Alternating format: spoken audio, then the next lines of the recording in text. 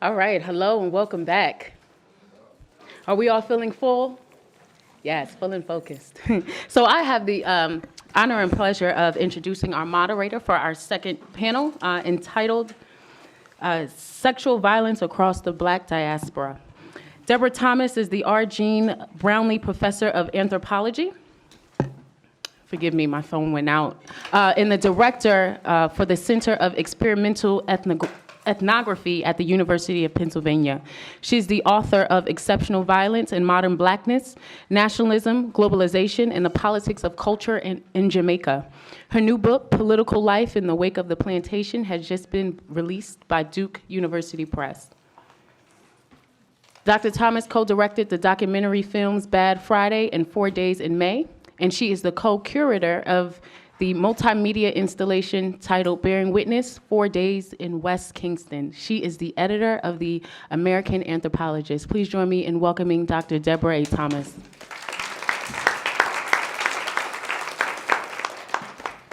Thank you, Liz, and welcome back from lunch, everybody.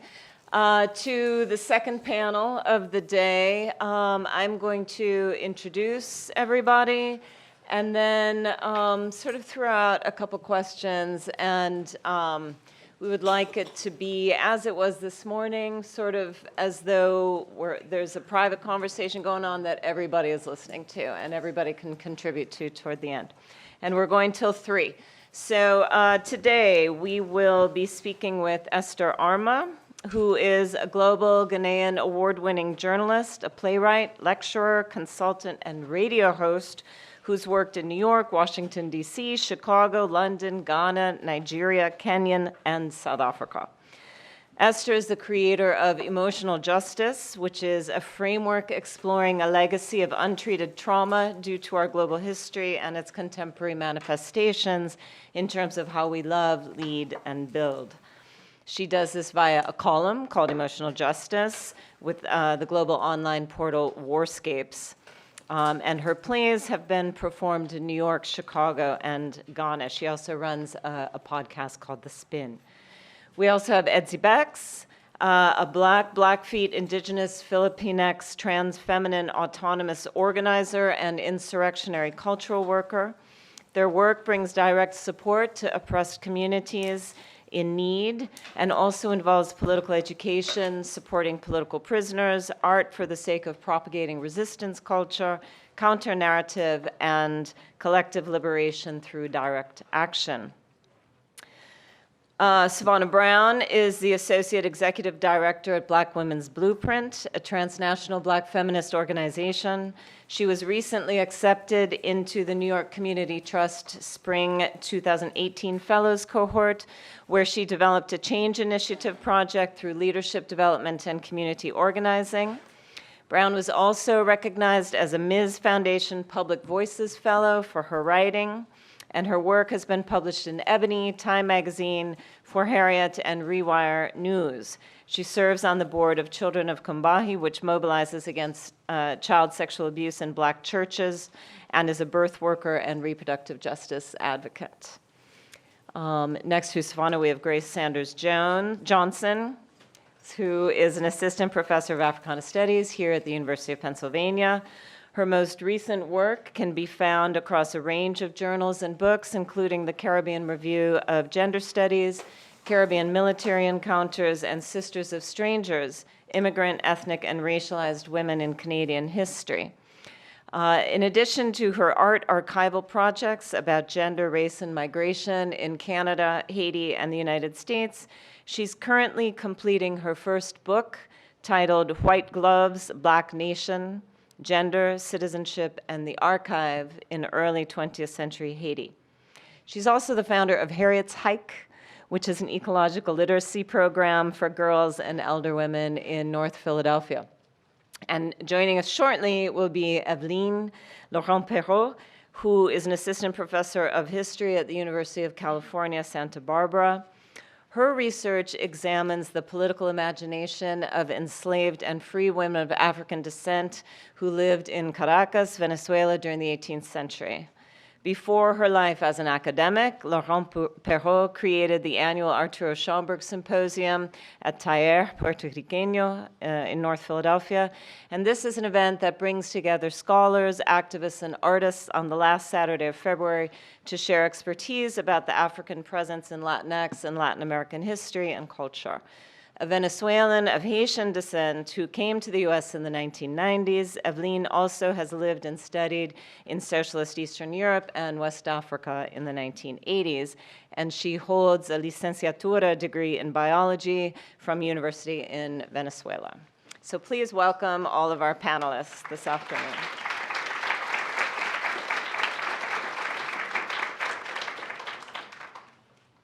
So,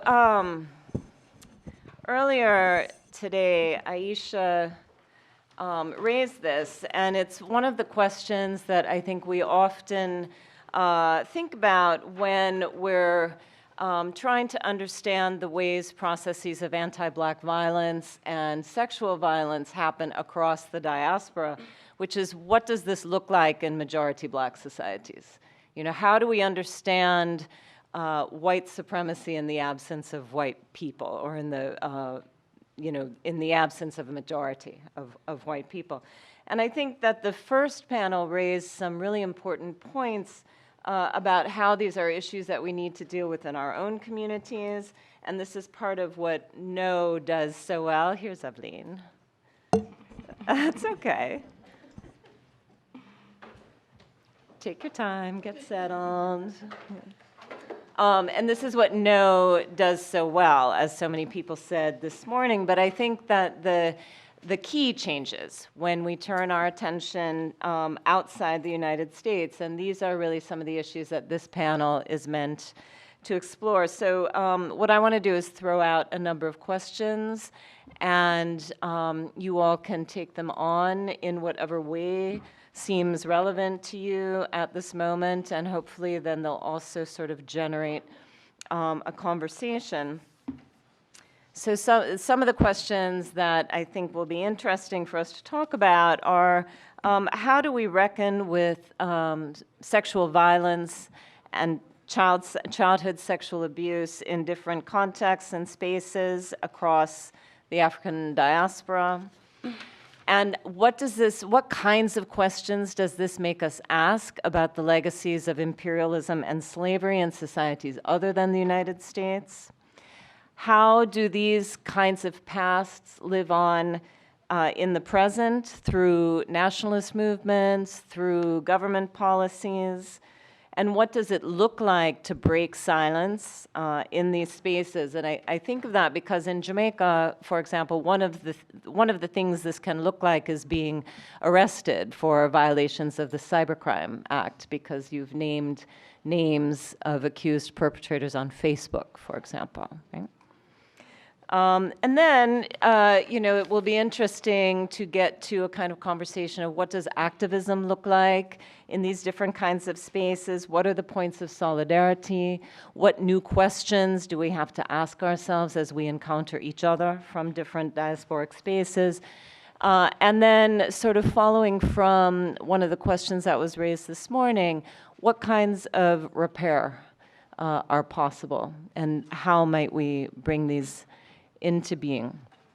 So I want to open it up. What does this look like in the context with which you're most familiar? What are the points of convergence and sometimes divergence with a sort of US-based kind of experience or mobilization? Yeah, I wanted to start also, thank you for those critical questions, and to think also about what is the landscape right now? What is the moment that we're sitting inside of, and what are the realities and the truths? And I trust that I'm in the room with folks who are clear on that, but I also want to just give us that level of framing, especially given the way that we walked out of the last session. So currently, we in the US are living in times where there is an epidemic of the disappearance of Black girls, right? And so even in the US context, that looks like diasporic Black women and girls, right? Where there are R. Kellys not just on Lifetime A&E, but they're in every single neighborhood, in every single church, around every single corner. our high schools, McDonald's, wherever we're at, there are harm doers in our midst, in our families, and one of the most unsafe spaces for Black girls to be, to build on what Beverly was sharing, under the age of 18 is in their own homes, right? We're living in times where white supremacist terrorists, most recently in Florence, South Carolina, trafficked over 700 Black women and girls. I don't know if people are hearing that on the news. And luring them at clubs through promotions with cash, with jewelry. We're still in that moment. Where Black girls' sexuality is shamed and shunned on Facebook Live. Examples of that being their parents, guardians, aunties, showing pictures of their panties with vaginal fluid and cervical fluid in it and shaming their sexuality, right? And also being beaten on Facebook Live, right, for their sexuality, for their demonstration of their sexuality, and for what's absolutely natural that happens in their bodies. So we're still, the material and bodily conditions of Black girls are still being weaponized against them. Where Black children are forced to experience dissociation and dismemberment of their minds, bodies, spirits. Where documentaries like Leaving Neverland are coming out, like Surviving R. Kelly are coming out, really leaving Black communities. Aishah always says it takes a village to raise a Black child, but it also takes a village to protect them. So we're in the midst of this moment where there's shock, anger, where popular culture and popular media are doing a lot of work to produce cultural documentation of what's happening in our communities, but also leaving families and communities without the tools to respond to it. Where the wounds of sexual violence are in the driver's seats of our lives, right? So we're up here talking, and some of us were just connecting about being in this work and consistently doing this work and still experiencing triggers and still experiencing relived trauma, re-traumatization, still experiencing the shock, the shell shock of being a survivor of sexual violences, whether it's single or multiple survivors. Where healing and intergenerational work and intergenerational trauma is now becoming a part of our conversation, a broader conversation that we can have in Black churches, and we can have in on Black campuses, right? But these conversations are not new. They've been happening around the kitchen tables of Black women, in hair salons of Black women, in Black communities and Black cultural spaces.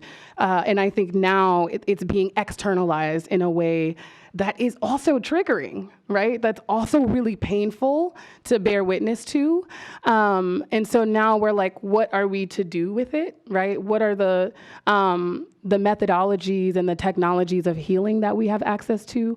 What are the cultural interventions that we can bring that actually do bridge the diasporas, right? To share that this is not a unique incident within Black communities or Black diaspora communities, but there's also cultural traditions to draw on that we can all rely on. And so I do hope that this conversation will be one, yes, about the landscaping and about what is happening in this current moment across the African diaspora, but then also what we can do and what we've always done as a people to respond, sourcing from the well of our cultural traditions to respond to sexual violence.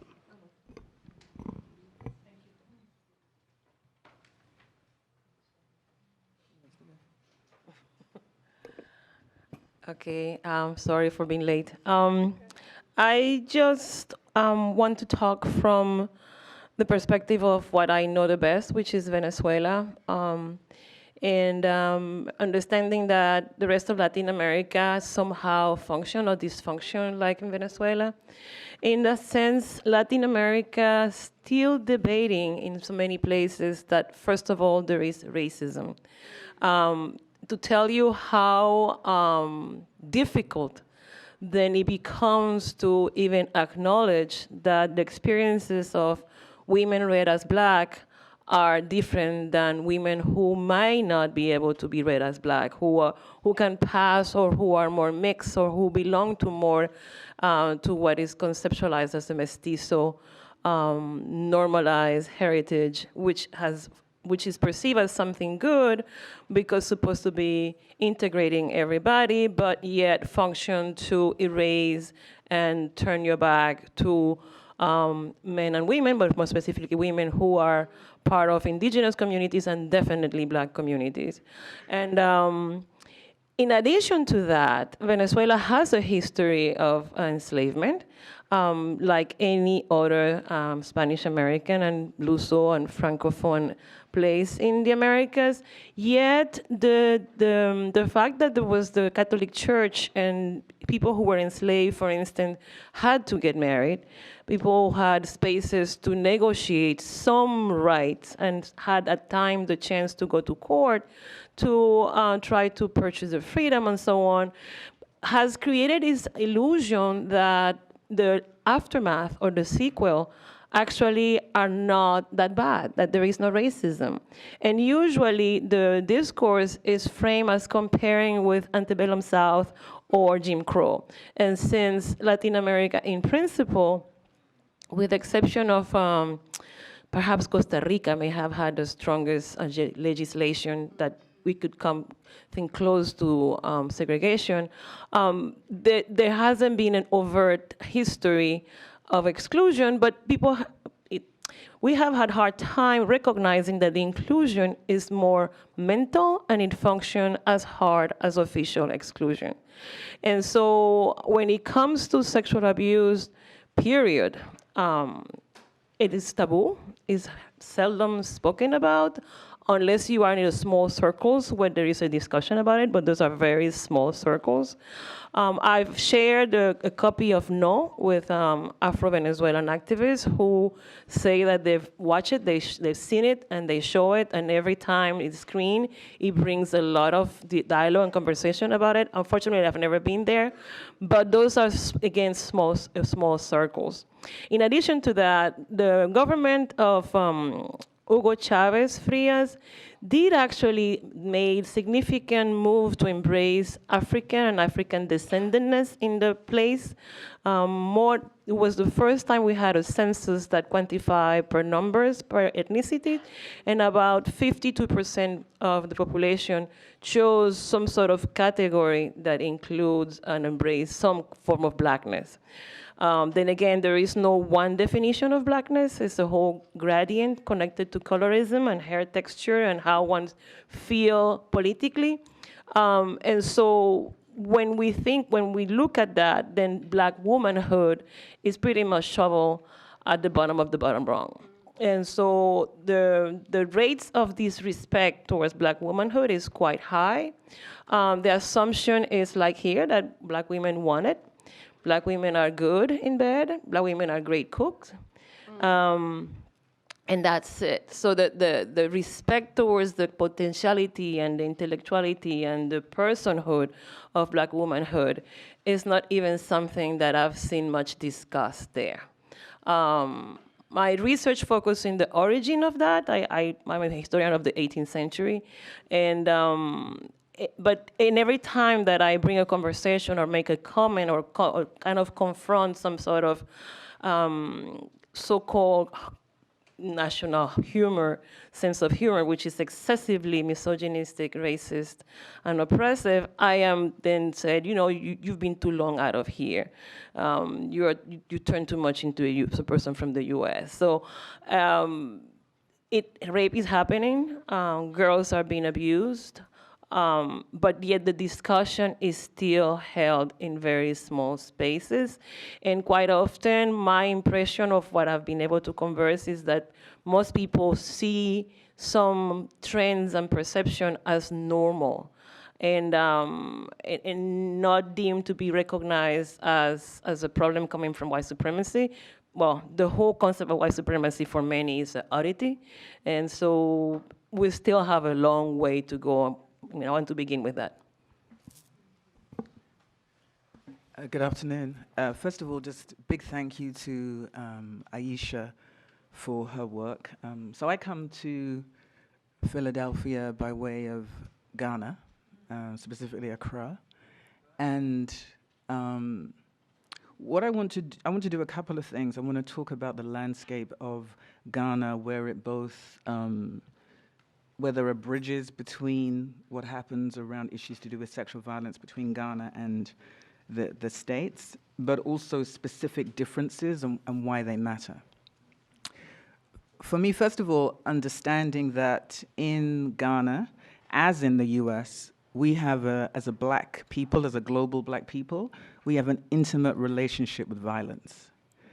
And the nature of that relationship means we explore so much of who we are in relationship to having an intimacy with violence.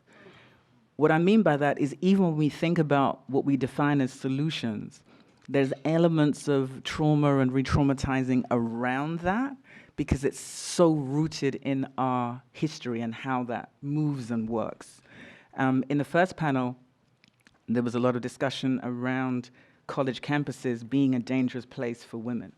Specifically in Ghana, my sexual violence work has been in school, what in the US we would call, you call high school, and in Ghana they call SHS, senior high school. The normalization of sexual violence there is such that out of 100 cases of sexual violence, more than 50% of them will be in school. It's really interesting. Of course, here there are registries. There's such a thing as a sexual violence registry for those who've committed sexual violence and been convicted. In Ghana, we don't have them. And there's a specific call for them because in places like schools, you have predators getting unfettered access to children.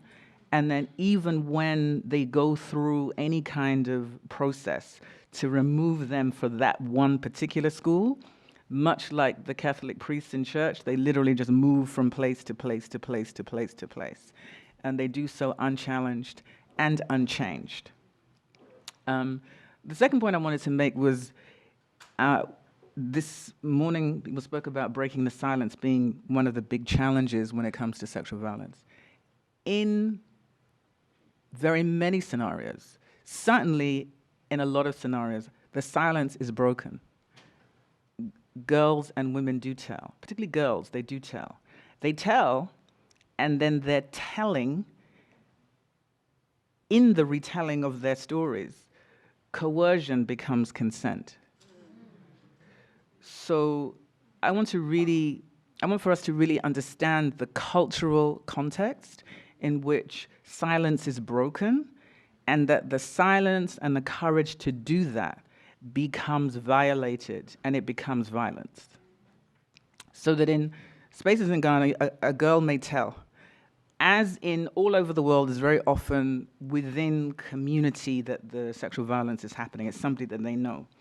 So a girl may tell, and then there may be a gathering of the perpetrator, the perpetrator's family, the girl, and the girl's family. There may be a gathering. There is an acknowledgement that, quote unquote, sex took place. So coercion gets transformed into consent. And then there's a very specific privileging of, if it's a man, and it usually is a man, his feelings, his future, and his family as the thing that needs to be taken care of. And when Deb introduced me, she explained that I do this work called emotional justice. And the phrase we've coined to talk about this is what I call emotional patriarchy. And the reason I call it emotional patriarchy, it is the privileging of the feelings of men, no matter the cost and consequence to girls and women, their futures, their family. The result of that is a world in which perpetrators never get to reckon with the toll of the harm they cause to the lives and the bodies and the futures of girls. Equally importantly, those who have identified themselves as a victim of sexual violence are taught to equally privilege the future and the family of a perpetrator over their own. So they're very particular, what I call cycles and circles of trauma that happen in Ghana. And the complexity of that needs to be a very important part of the conversation. Why that matters is without reckoning with the complexity and the emotional patriarchy that teaches all of us that men's feelings matter more than our own. And we know that. We know that in the defense of Bill Cosby. We know that in the defense of R. Kelly. We know that in the defense of Michael Jackson. We know that in the defense of men and in the shaming of women. And so with emotional justice, creating language, process, and practice to deal with our legacies of untreated trauma is part of how we do this work of resistance. Why does that matter? If we don't language the specific and complex ways that we are harmed, we cannot create process and practice in order to heal from it. In emotional justice, we don't think of healing as there's a thing that happens called healing, and then there's a full stop, there's a period after it. We talk about it in terms of lifelong journeys. Because to have an intimate relationship with violence means that there is the expectation that violence will happen, and it's so normalized that it takes a moment to even realize that it's actually happened. Not just the actual act of the sexual violence, but the ways in which it's discussed afterwards. The language being used to describe what has happened to you, to each other. That as Black women, we do what I call timeline and deadline our grief over that sexual violence. Girl, are you still dealing with that? Still talking about that? There's a way that we talk about it, and there's a way that we engage each other around it. The other part is that in somewhere like Ghana, where you have the power of African tradition, the reality of colonialism, and the legacy of both, intertwined and interconnected in very real ways. So we are secular in principle and Christian in practice. In additional practice, we're African spiritualist. The legacy of colonialism has condemned that African spiritualism to heathenism. And the practice of Christianity engages that in a particular way. However, you will still have scenarios where girls and women are believed, where they go to African spiritual places and do juju against the perpetrators to let you know that karma is real, and that no matter what you do, this will follow you through your life. So there are ways in which our history shows up, even right beside an entire family going into church to report something to the pastor. We know that, and living in Ghana, I have seen and watched how girls break silences all the time. And I really want to honor the courage inside of the vulnerability, that these gatherings happen and girls still break their silence. And we don't honor enough the courage that it takes to do that. And not just once, but again and again. And then that courage is rewritten and it's moralized and turned into shame. There is a trauma in the way your telling is retold back to yourself as something that you told has happened, and that is literally rewritten and reimagined to you as a consensual act. There is a particular violence in that, and that needs to be honored and told. And part of what we're doing with emotional justice, all this language that I'm using, is creating language to identify that. Last thing I want to say is that Salamisha did a beautiful thing about rooting Philadelphia and the connection to Aishah. So I just want to root Philadelphia in a global Black experience. So my first time in Philadelphia was in 1997 for the Million Woman March. I came here to report on it. I flew in, I was living in London, and I flew in from London, my first time in Philadelphia, never been here before. The keynote speaker for the Million Woman March was Winnie Mandela. I was blessed to meet with Winnie Mandela, and from there I was going to South Africa. And Winnie Mandela was the person who guided me to go and speak to the women in Soweto in order to intervene in this narrative of a racialized emotionality, the forgiveness piece that was happening in the Truth and Reconciliation Commission, where there was so much sexual violence, and the notion of a racialized forgiveness was being led predominantly by men. And Winnie Mandela was the person who said, go into the townships and speak to the women and listen to them talk about rage and violence as tools of not just survival, but that their rage is the avenue for forgiveness. They get up because the only feeling they have is the rage that they have a child in the ground and they're still here. and that the honoring of the spectrum of emotions is part of our healing. So we speak about saying that I want to kill that person, I want that person to be dead as unoriginal. In emotional justice, we invite you to reckon with a panorama of emotions that are real in healing from sexual violence. That part of that will be anger. And it is not unoriginal, it is true to the experience of the survivor who is having those feelings in order to move from A to B. And if that is what is required, we have to engage that. But recognize that there is a panorama, there's a path to cross. And what we haven't done ever is give ourselves, as Black women particularly, the grace of an emotional range. Because our emotionality, because it's been racialized, the human reality of emotions has been rewritten as descriptions and characteristics. So you don't get to just feel angry, you're an angry Black woman. You don't get to feel threatened, you are a threat. And we then characterize ourselves that way to each other. And in doing that, we are being unloving and unsisterly and emotionally unjust. So my call is to say emotional justice is about a grace and a languaging of trauma that is true to our global Black experiences. And it will take as long as it takes.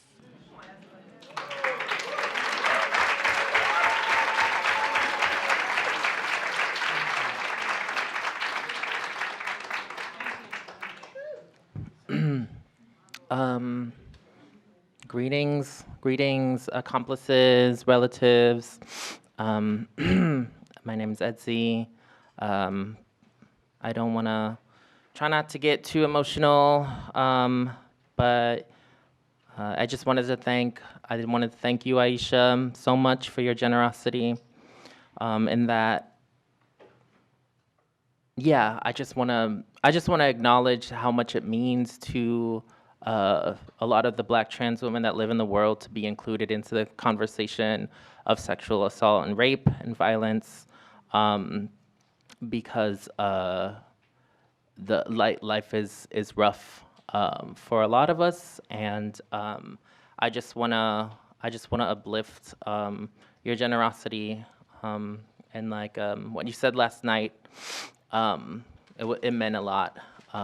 So that being said, I wanted to introduce specific arguments and concepts that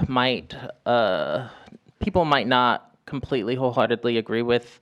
I don't feel like I'm alone in my perspectives, and want to kind of pose a kind of question, a global question to a lot of to Black folks, but a lot of oppressed people, and that collectively confronting our own collusion with institutional violence and power. And what I mean by that are conversations of assimilation, conversations of coercion, conformity, and how consent isn't really, it's very much implicit. You know, we think about,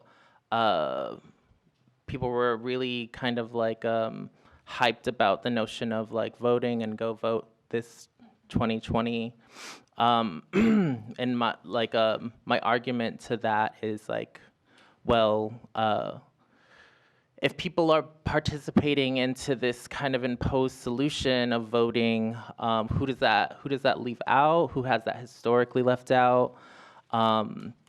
Also, yeah, are you acknowledging the ethics that is around making an argument and or a choice for somebody else, because that is in retrospect often what we are doing. If like being truthful, I think voting is very unethical only because, and I know that a lot of people have possibly, I just don't believe that my ancestors are people who have fought for a specific right that they were fighting for this like concept, but more for the idea of freedom, freedom of imagination. So I have a lot of things to say about who is left out of the idea and the concept when incarcerated people aren't allowed to vote, when people who are neurodivergent might not even understand the concept, and I guess in the book, I really went hard into the concept of consent and expanding that idea, and really trying in an attempt to politicize the idea of consent and very much radicalize the idea of consent that aligns itself with other uprising like the Fees Must Fall movement in Africa, or other uprisings that really got to the root of where their oppression was coming from.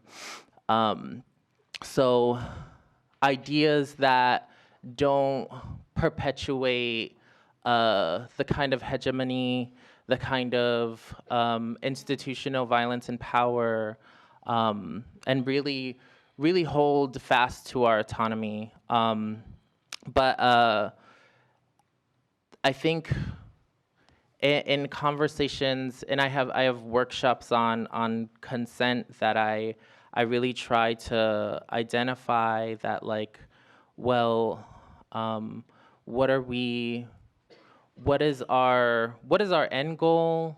Are we really, like when I was born, I didn't necessarily consent to the idea of, well, quite a lot of things like gender, the assignment of gender that was imposed on my body, let alone the authority of the state. And that means why are we collectively allowing for ideas and worldviews like colonization and colonialism to be the sole solution, and to provide that kind of that framework in which we even resist against it. I find that the ideas of human rights and right giving are a trap, and that it only tends to prolong the colonizer's power. It's often, we talk about needing material goods or, resources, quote unquote, in order to live and survive. But we're not really getting to like who is using violence, who is using institutional violence to monopolize how those kind of materials are divvied out, and how and then by us kind of opting into these apparatuses, we're then expanding those ideas, and often positioning ourselves within the ranks and files that the state are granted to us. So when I think about global anti-Blackness, I think pre-US, pre-colonization, and how even to up until the 1950s, there were things called human zoos, where a lot of the times, you had indigenous people across the globe who were seen as less than.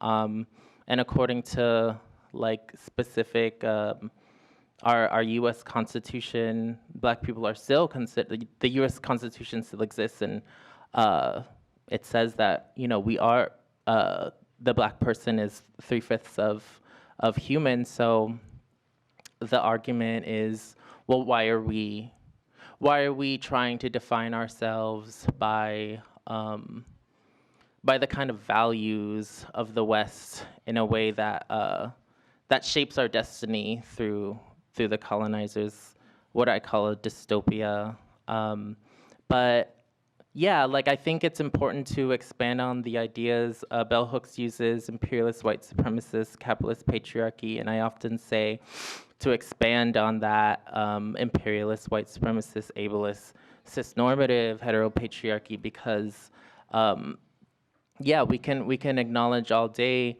that Black people need to be free, but we can also acknowledge within the conversation of Blackness, there is Black patriarchal behavior that does reinforce violence and does privilege men as like often the perpetrators of abuse and violence. But there's also the conversation of like, well, you know, up until very, very, very, very recently, trans women weren't actually considered to be part of that conversation. And what I appreciate about Aishah's argument is like yesterday when she was acknowledging is that these are positionalities that were distributed by colonial mindset. It's very binary. And before colonization came, there were actual places for us. There were actual real lived communal reasons to why two-spirit or queer, trans people, in, if I'm using English, to describe the expansion of like people who are, gender expansive. I think that it's an internalization of that, and it's a fight for these positionalities that colonization is trying to kind of entrap us in. And I just want to acknowledge the trap itself. I wanna acknowledge that there isn't only a global movement for autonomy and resistance against not just the colonial settler state, but all states, because of their relationship to what control is, and what social relationships we're not actually transforming when we're trying to work within the confines of those solutions, and that there isn't a plethora of examples in dominant media, but there's quite a lot of examples of people who are on the ground that are doing things that are outside of institutional power, that don't become rigid and normative, and are seen as very valuable. And I say all this to say because I had a lot of the same arguments actually when I spoke recently at a global climate convergence. And I was like, consent is really necessary when we're talking about our relationship to land and indigeneity. And like, if we want to develop and rebuild those kinds of relationships with the land that we're on and thinking about our futures, we're going to have this conversation about consent in real politicized ways. And I think my criticisms of consent and how schools ultimately teach it is like there's this kind of sexualizing of consent is sexy, what have you, and like I think it doesn't do the conversation or expanding it justice when there are younger children who aren't sexual who need to acknowledge consent in a real political way, but also interpersonally. You know, you should also acknowledge that like children can have agency over their bodies, and I've done like workshops for like younger kids, and like the parents would be like, well, you're teaching my kid not to listen to me, like what are you doing? And I'm like, no, I mean, you can still instill the idea of like having you want to have a relationship with your children in a way that isn't overbearing and dominant, that doesn't reify or replicate dominant ways of knowing and being. But I think where the conversation of consent can go is whether or not in our daily lives and what we're fighting against, or like political engagement, could very well be utilized in a way where we're starting to transform these social relationships, not just interpersonally, but like on a systemic level. Grace, I wonder if you would say something about the work.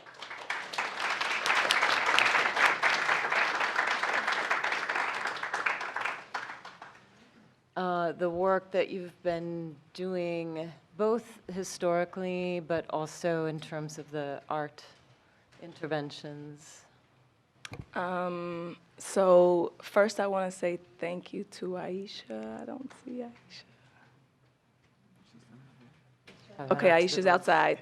But I want to say thank you because before coming here and even sitting here, I was thinking when I was coming, like, why did Aishah put me on this panel?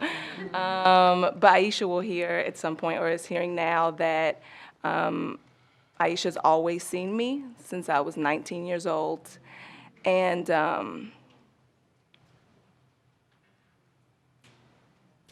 very grateful.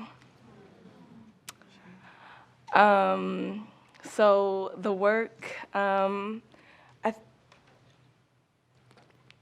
the question about landscape actually really resonated, and for me helps me to think through even some of the work that I witness and try to document and also am a part of. And the landscape in a Haitian context is significant for many reasons. But as I'm listening to each of you all speak, two of the things that stood out to me were the school and the home as settings where sexual violence occurs for young people in particular. And so I was immediately thrown into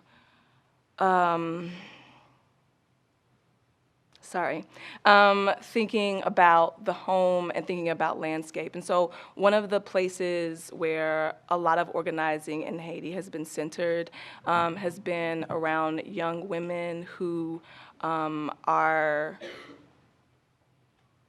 sent from their families, from the countryside or from the mountains into the city spaces as servants and as live-in help.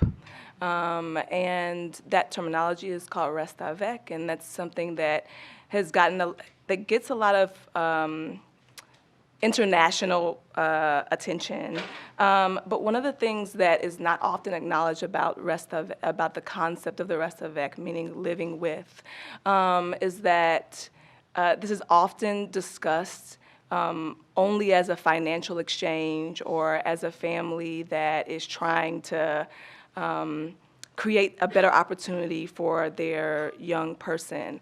But the other side of that is that there is a full acknowledgement that part of that labor is, part of that is sexual violence, and that young children as young as 7 or 8 are going into those settings. And while we think about that, for me, one of the things as a historian is really thinking about the landscape, like what created that space that would create a situation where a nation is so divided along urban and rural, and in some cases, class differentiation along those lines.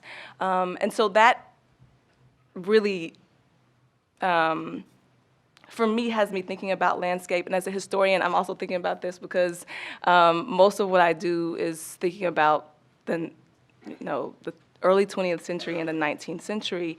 But one of the things that's consistent in that work is that within the landscape, young women and girls are always refusing the conditions that are being placed on them.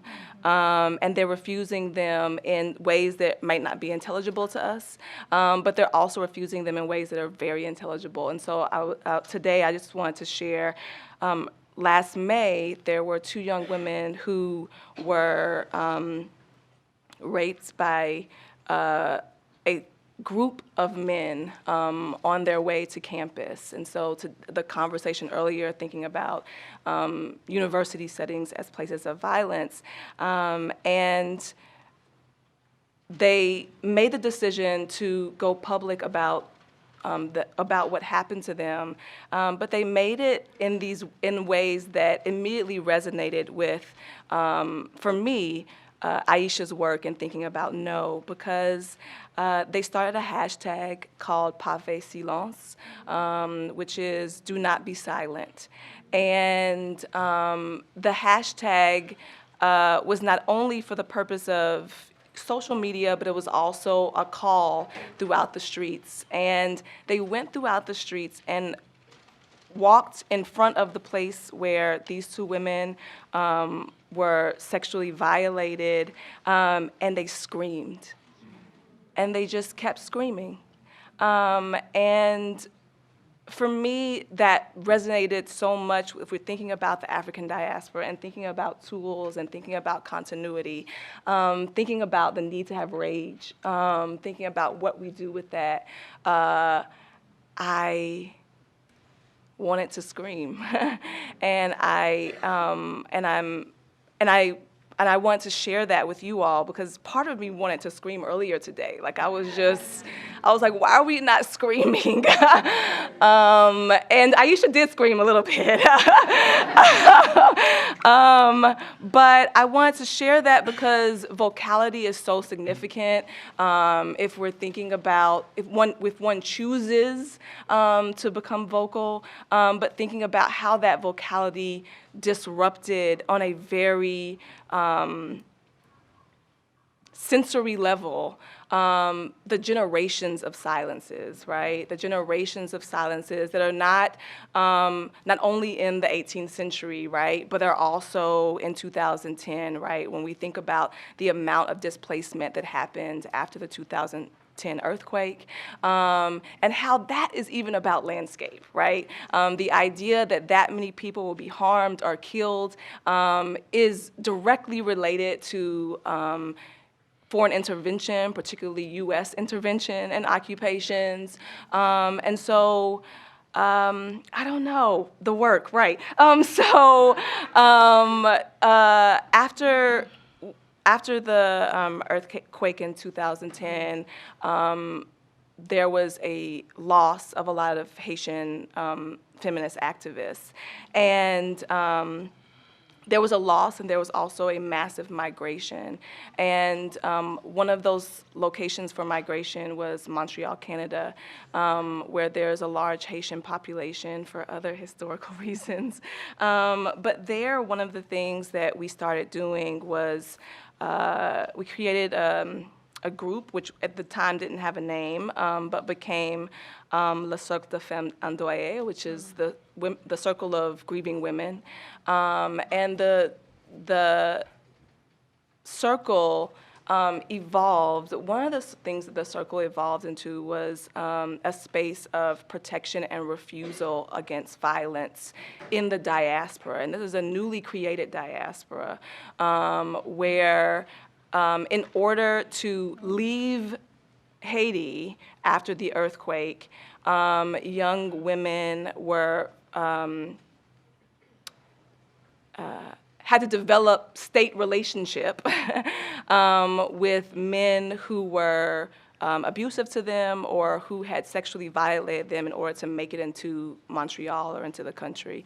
And so one of the things that we did in that space was to ensure that those women now in a new nation, had the opportunity and had the space to figure out how to be safe, and for us to learn how to defend them in that space. And some of that defense was physical, other parts of that defense was legal, but other parts of it were psychological. And so we spent a lot of time just pas fait silence, not being silent, and talking and processing and creating artwork around that. I feel like I'm talking a lot, so I'm going to stop there. Yeah.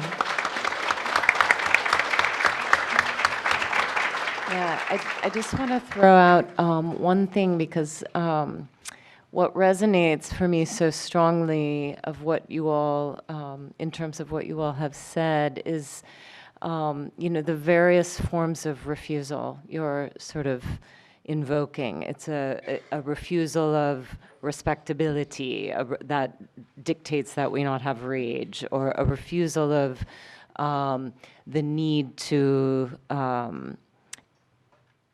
be complicit with or capitulate to the very complex patriarchies that structure lives throughout the African diaspora, a refusal to participate in liberal democratic political processes as they have been defined to us in a rights-giving kind of modality of politics. And, Aishah started out the whole day by saying, what we want to do together is talk about these issues, talk about their histories, think through strategies outside of the channels of criminality, policing, punishment, and that was reiterated, right, in the first panel. And so I thought it was, evocative that the forms of action that you all are discussing are also outside those normative rights struggles, right? And it's through an emotional practice, through a sort of retraining around the notion of consent, through the arts. And I'm wondering if in order to redirect the politics of the contemporary moment, we are all having to move outside the normal conventional language of politics. I wanted to converse with Esther, what you talked about, which was so powerful in terms of the cultural violence that exists. And I'm glad you brought it up based in Ghana, because it made me reflect on what I read as a source of enormous violence, both explicit and what I call also implicit. And I tend to think of what I now call the transatlantic genocide of commodifying Africans as one of the starting points. And as a historian of the Americas, I often tend to forget or dismiss, in my own ignorance, the violent effect it had also had on the African continent. And not only that, on the way we've internalized our own reading about our own blackness, our own black womanhood, and how that hinder our own ability to connect and support each other, and to believe that we ought to pay really big respect to men instead, above our own feelings. And so definitely one of the key elements is to rename, I think, how we talked about that. And for me, working on Latin America has been key in understanding that when the colonial archive talked about a woman who's purchasing her freedom, what was she really purchasing? I mean, was she ever going to be herself? I mean, when I mean being herself, being everything she could dream of, she could be. Or was she purchasing some freedom papers that make sure that she wouldn't be re-enslaved as long as she had them and as long as she could go back to the office of the notary who actually also made a copy of it, because somebody could seize the papers and burn them and say that, no, you belong to me. And if she wasn't nearby, then she could not prove that.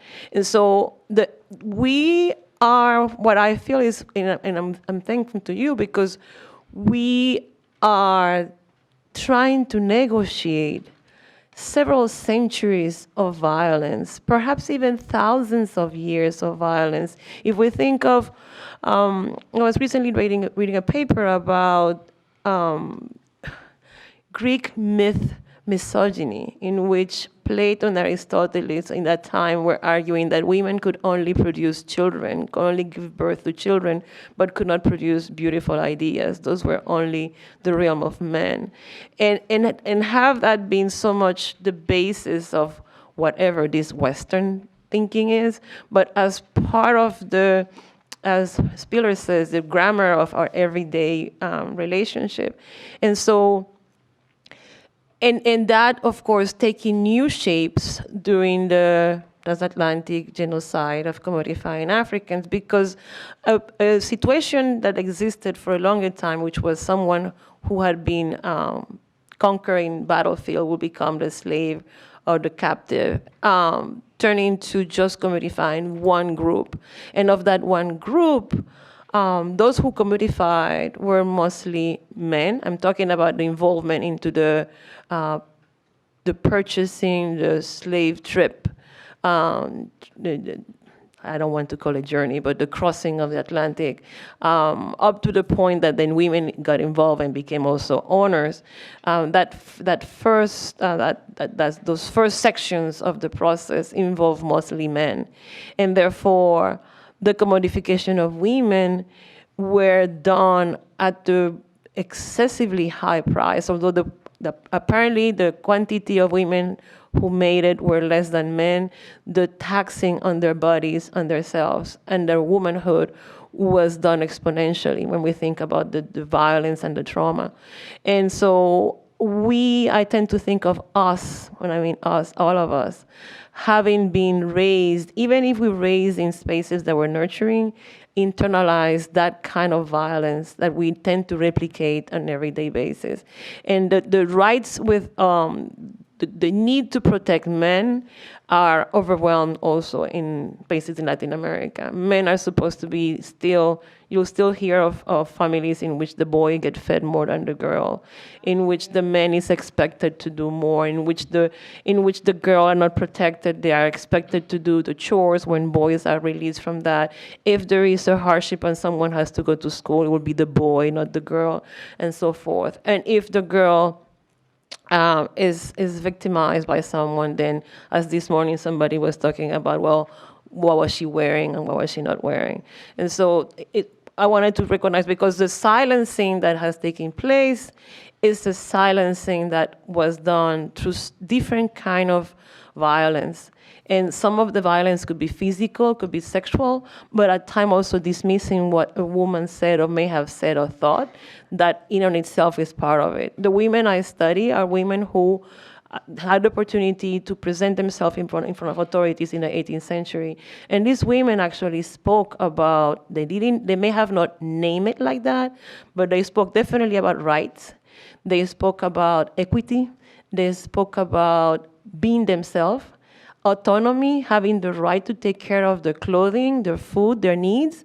And yet, no one has recognized these women as pioneers, intellectual contributors of ideas we consider part of the Enlightenment. And so the dismissal of these women is part of this silencing, that the physical, sexual violence might be the most overt form of trying to silencing, because it's an act of overpowering, yet the act of dismissing the woman also is part of the cycle of violences we're trying to break, especially when these young women are made to believe, or are forced to think, or are coerced to engage into turning their story, to having somebody turn the story into consent when it was rape. Thank you. Thank you. So I want us to really also think about the notion of healing as a landscape. So yes, we have an intimate relationship with violence, but we have an ancestral relationship with healing. And one of the challenges that we have is in positioning our identity, our gender, our being, only in relationship to white supremacy. We are abandoning our opportunity to reimagine the landscape of our bodies as spaces of healing that has ancestral memory. And that matters because we will have to quite literally write our healing into being in order for it to happen. And that is not something that we can do with tools that are rooted and consistently reference white supremacy. Because one thing you can't do is you cannot say to a woman that because of my experience of healing, I can therefore substitute her experience of healing. So that because I've been angry, she doesn't need to be angry. That is unloving. It is unsisterly. It is unblack. And the unblackification of our healing is part of the work of what we call emotional justice. My Haitian sister spoke about this notion of economy and transaction. And one of the things we've created with emotional justice, we call it the emotional economy. And it is recognizing the way that Black women were simultaneously invaluable and worthless to the economies that build entire superpowers. So if enslaved Black labor created superpowers, what might Black healing build? And the notion that, we have this saying that, God never gives you anything that you can't bear. And part of what emotional justice does is to disrupt sayings that are what we call emotional terrorism for Black women. That we invite Black women to deepen an already devastating relationship with violence by suggesting that they can somehow bear everything that has been put upon them. Brutality in the ways that we have experienced it is inhumane, it is devastating, and it kills. It may be a living death, but it doesn't mean you're not dying. And we have educated Black girls who become Black women and taught them that they are strong even in their broken places. Now, a broken place is not a broken person. But we treat the two, we interconnect them and we conflate them. And it matters that we language it differently because part of liberation is language. And without it, without the names, without the languaging of our particular emotional journey that makes healing what it can be, we are doomed to continue to create a cycle where we do healing the way the fast food industry does health. Literally, there's a calorie count, it takes a certain amount of time, the fries are supposed to be done, and then you eat them, and then your hunger is filled. But we know that fast food never satisfies you. And it actually is harmful. And we're treating healing the same way. So part of what we're saying with emotional justice and doing with this work is, for me, so I lived in New York for 7.5, 8 years. I lived in London for 10. I now live in Ghana for 4.5, 5. And I've worked globally. And part of what I have witnessed, it's so beautiful listening to you talk about the avec, what's it called? Reste avec. So in Ghana, we call it the house help. And it's people coming from the rural areas to the urban areas. And the reason when you spoke about economy, I said that was so powerful because we talk about people moving on the basis of economy. The reason I talk about the emotional economy is because real wealth is land. It's not an urban area. The wealth is the land, but it can only be the land if the land is being catered to and nurtured. What if the land is your Black body? How do you heal it unless you cater to it and nurture it? And that nurturing it is about the recognition that there is no healing that doesn't engage the kind of panorama of emotions that we are so often denied, but then we deny ourselves. And we celebrate the ability to kind of keep on keeping on, no matter how bad it is. I can get up, put one foot in front of the other, be badass, put on a bold lip, put on some heels, and I can keep on trucking. We don't necessarily recognize that's unhealing. And that in order to build, you will sometimes break. But again, that broken place is not a broken person. But the language that we've created has made healing this very narrow thing. Even though we speak about all these systems that have upheld supremacy, capitalism, patriarchy, sexism, even though we recognize all these systems, we want healing to be this narrow, linear thing that sits in a box. How is that possible? We have Haiti up here, we have the Caribbean up here, we have Ghana up here, we have Jamaica up here, all of these different places, and we're seeing synergies between our experience, but you cannot synergize a healing experience. You cannot. And because we keep trying, we have cycles of emotional terrorism that we have reimagined as healing. It is not, and it does not, and it cannot. But here's the beauty, because Black women are walking revolutions. Yes. But the thing that we have to do is what we call in emotional justice R&R. You have to reckon with your resistance to how Black women heal. And when we say reckon with your resistance, being nurtured into an emotional patriarchy, and we all are, irrespective of culture, the manifestation of it may be different. We may call it another name, it may happen in another language, but we've all been nurtured to privilege the feelings of men over those of our own, and the majority of us do it. So I hold my hand up, I'm not pointing, I'm saying I know I do it. I know I've done it, I know I've been raised to do it. I've had to unlearn that. So one of the projects we do with emotional justice is a masculinity project for men it's a hashtag called I Am Unlearning. Men don't know they're being centered because emotional patriarchy is normalized. So if it is normal for you to sit in the center, as happened in the first panel, somebody can put their hand up in a space that is survivor-led, honoring the experience of what it is to be a survivor, honoring that it is traumatizing and triggering, and quite literally center their own experience that has nothing to do with the entire room, and expect to be heard. I want us to hear that. The expectation that your lone voice should be privileged over the majority of people, 90% of whom are Black, is the epitome and the definition of the most cancerous reality of emotional terrorism. And if we don't call it out for and to each other, we can't end it. My last point, because I see Debbie tapping me on my leg all the time. My last point is that the blessing that we have is each other. The blessing that we have is a willingness to fight.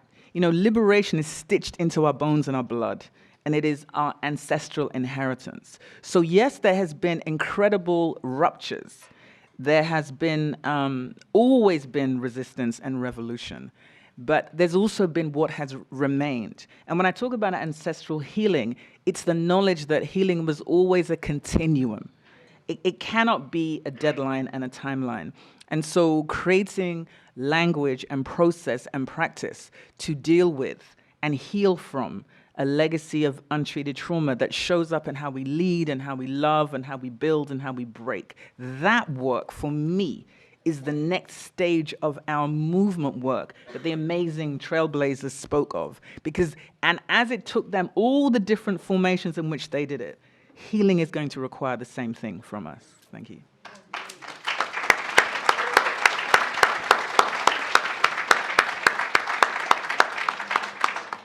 So I'm looking at the time. It's 5 to 3. I had wanted to see if Savannah had anything else that she wanted to share, but I also want to make sure that people who have comments or questions in the audience get a chance.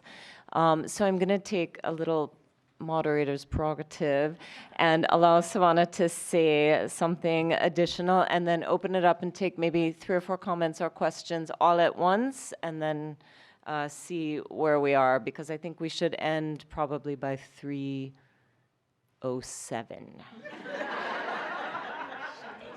Thank you, Deborah. I mean, there's a couple of things I wanted to bring into this conversation, and thank you all for what you've shared and also absorbing the landscaping that was offered earlier.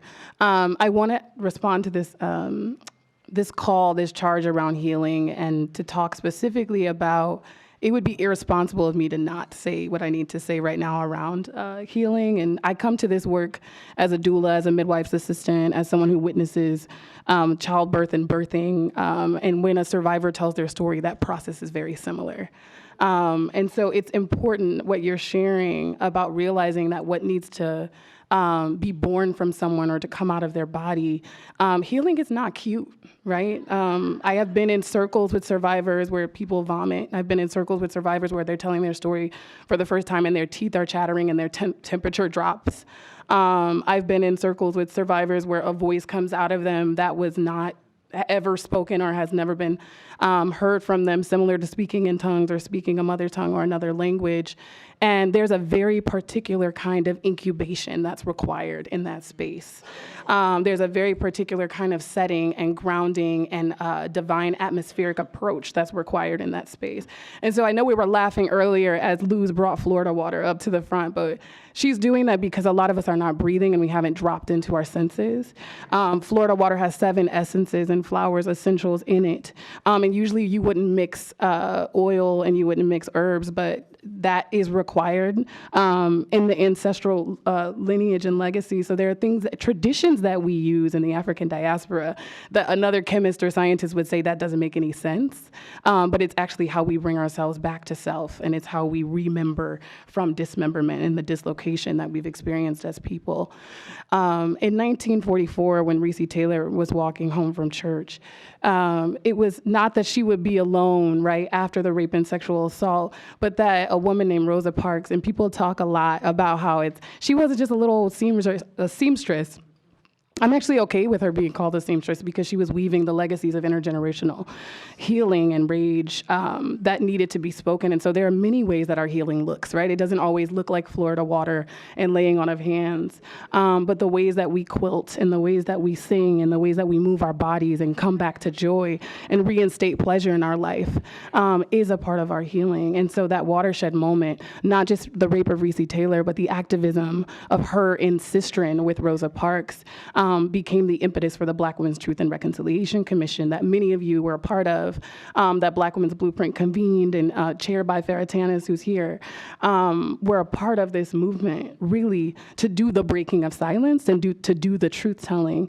And so I charge us also to think about not just what healing can look like, but how we will continue to incubate healing, how we continue to incubate truth-telling that's absolutely necessary, and that reckoning, right, that you talk about, the refusal that you talk about, that we also see that it was brought up earlier that talking about Black youth, right? Black youth do organize against rape, right? At Black Women's Blueprint, we have freedom schools and we have emerging girls, emerging youth, immersion programs that allow for Black youth to actually be vocal and actually tell their truths and actually offer apologies to one another and offer reconciliation in that process of truth-telling and in a space of healing. And so I don't want us to walk away thinking that youth are either not a part of this conversation or not mobilizing to end sexual violence in their own homes, but also in community and in peership with each other. So thank you again for just creating a little bit more time. And I look forward to hearing more from the audience.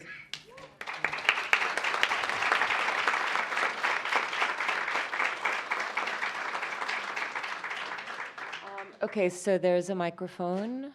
First question, comment. I think you do have to wait for the mic, actually, because of the live stream. Yeah.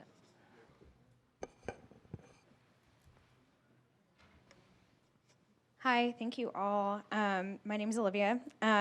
So I wanted to thank Etsy and Esther for bringing up both the colonial and the settler-colonial relation into this conversation about land and landscape.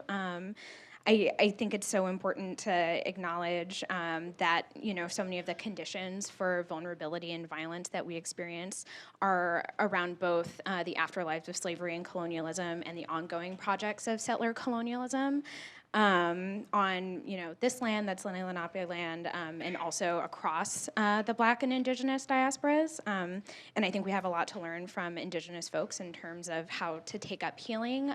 That's about not just our bodies, but also the land and all of our relations. And so around that kind of question, I wondered, for all of you, what are your visions for self-determination, not just around the sort of sexual self and healing from sexual violence, but also thinking about self-determination more broadly as it relates to, all of these sets of foundational violences and potentials for healing around gender, around the state, around settler relations, and also within that question of self-determination, how do we both move towards self-determination and also practices of solidarity? And I would love to hear what those questions look like for all of your individual practices. Okay, before you answer, anyone else?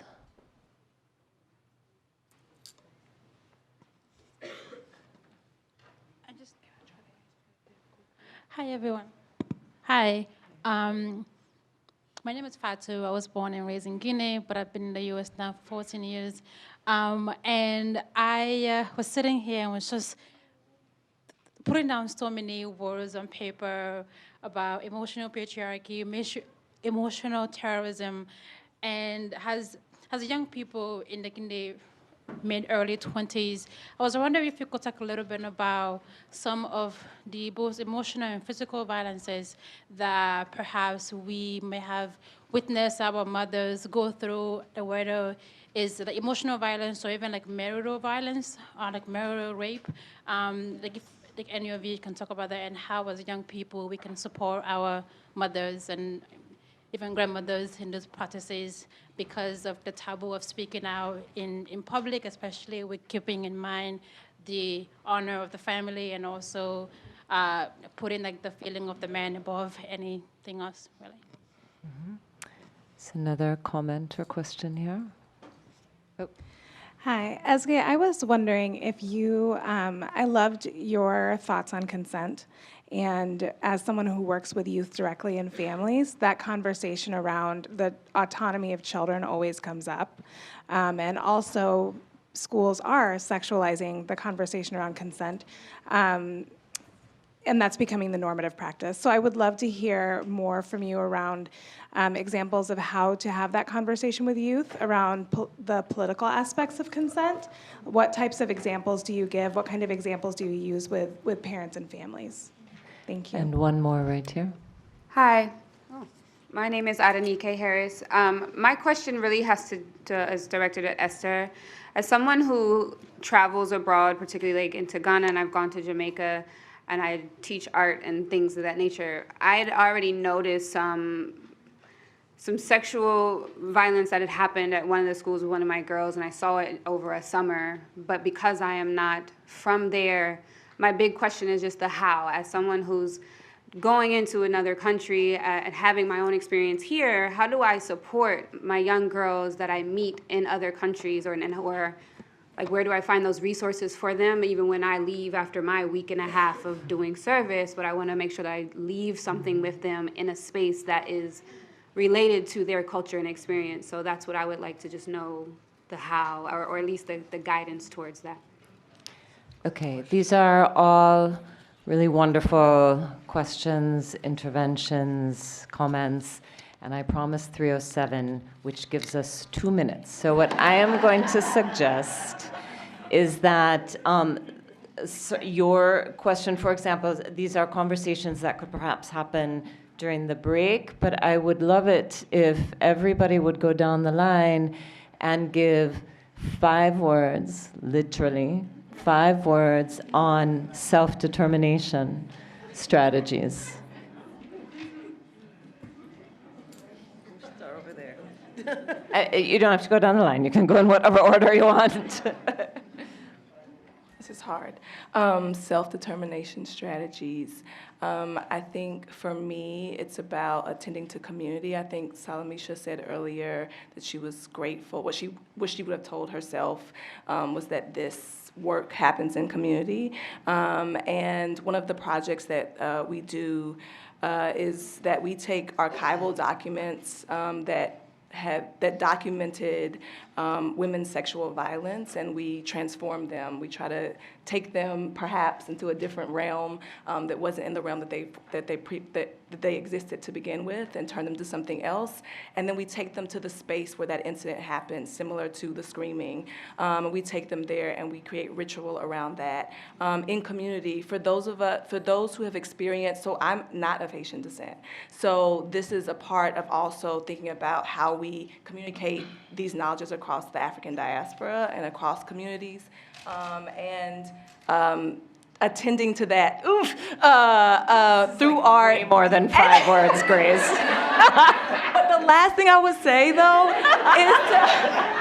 is that we also have to be accountable. For that reason, we have to be accountable because our bodies of African descent are also doing this harm, right? So one of the things that I'm thinking about is, foreign occupiers, right? And those militaries are often Black bodies, right? Those are Black men from Venezuela, right? From Brazil, right? Inflicting this violence, right? And so in those moments when we're at those spaces, having that reconciliation or doing whatever it is we feel we need to do, it also invites all of us to re-engage that way. So. I'll be brief. Five. I'll be brief. In the process of undoing the violence, there is one thing we often forget, which is to relearn to fully love and embrace ourselves. As a prerequisite, before we go and try to help someone heal, there is a self-healing that needs to happen in which we unlearn everything negative we've been dumped into about ourselves. And so that's a very heavy journey that I think is really crucial before we even can go out, help someone else. I think that the state and its violence and capitalism aren't sustainable. We're seeing that, and that now is the time to find more ways to withdraw from perpetuating institutionalized violence, and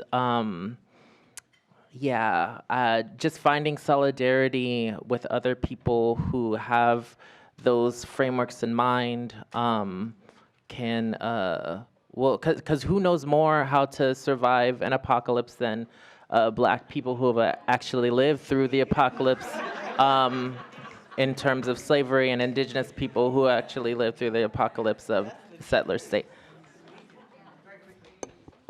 Self-determination. 2 questions. Who are you to yourself? Who do you want to be to yourself? Who are you to the world? Who do you want to be to the world?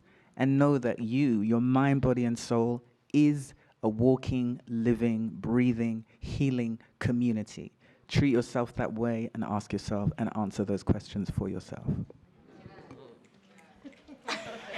Wow, I have chills just being in the presence of this panel. And I want to remind folks, there's an alchemy in our ancestors' toolboxes that each of us need to reach inside of, where they really knew how to bridge the psycho-spiritual with bodily autonomy, with their cultural inheritance, with cultural memory, and also preserve body sovereignty, right? They were hosed down, they were attacked by dogs, they were chained to each other, right? Our people knew how to preserve body sovereignty and see themselves as sacred beings, and also see their ancestral self. They also saw us. They saw the future, right? They saw the freedom in each and every one of us. So self-determination for me is steeped in that principle of body sovereignty and preserving the sacred inside of each of us. Okay, and